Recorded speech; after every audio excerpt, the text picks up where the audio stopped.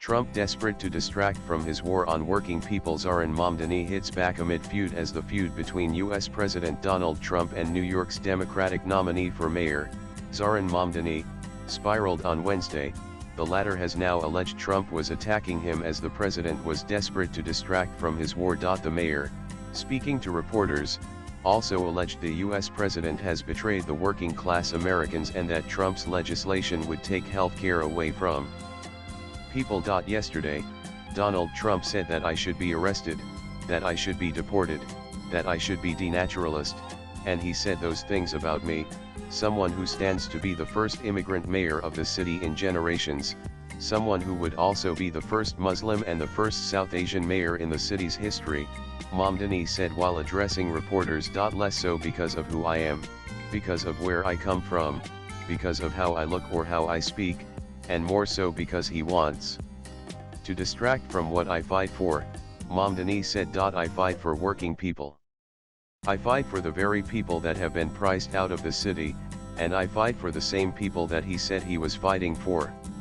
This is the same president who ran on a campaign of cheaper groceries, who ran on a campaign about easing a suffocating cost of living crisis, and ultimately, it is easier for him to fan the flames of division than to acknowledge the ways in which he has betrayed those working class Americans, not just in the city, but across this country. And the ways in which he continues to betray them, because we know that he would rather speak about me than speak about the legislation that he is shepherding through Washington, D.C., legislation that will quite literally take health care away from Americans, legislation that will steal food from the hungry, legislation that looks to build upon one of the largest transfers of wealth we've seen in recent history in his first administration, and do it once again for the very Americans who already have enough, Mamdani alleged. We should be fighting for those who do not have what they need to live a dignified life.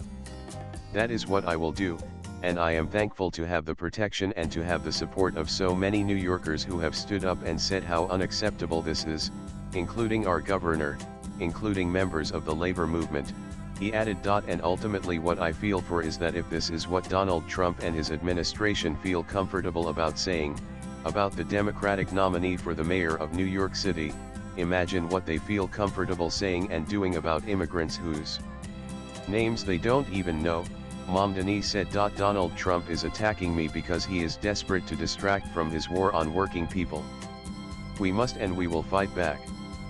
Pic.twitter.com Keonich Zohran Kwame Mamdani Zohran K. Mamdani July 2, 2025 Donald Trump vs Zohran Mamdani. The U.S. president has in recent days escalated his attacks against the 33-year-old Democratic socialist, and threatened to arrest Mamdani, to deport him, and even to take over the country's largest city if he wins the general election in November. As President of the United States, I'm not going to let this communist lunatic destroy New York. Rest assured, I hold all the levers and have all the cards, Trump wrote in a message on his Truth Social site Wednesday morning. I'll save New York City, and make it hot and great again, just like I did with the good old USA. He added. Since Mamdani's win over former New York Governor Andrew Cuomo, the Republicans have repeatedly highlighted his most controversial past comments and positions, casting him as dangerous, a communist, and an anti-Semite, and trying to tie him to all other Democratic officials. The attacks have also included intense criticism of his platform, as well as blatantly xenophobic and Islamophobic attacks. Swipe left for next video. He has also drawn intense criticism from members of both parties over his pro-Palestinian advocacy, which has included describing Israel's war in Gaza as genocide, his refusal to disavow use of the phrase globalise the Intifada, which is seen as a call to violence for many Jews. Also read biggest tax cuts in history. Trump rallies Republicans for House vote on big beautiful bill. Latest blogs.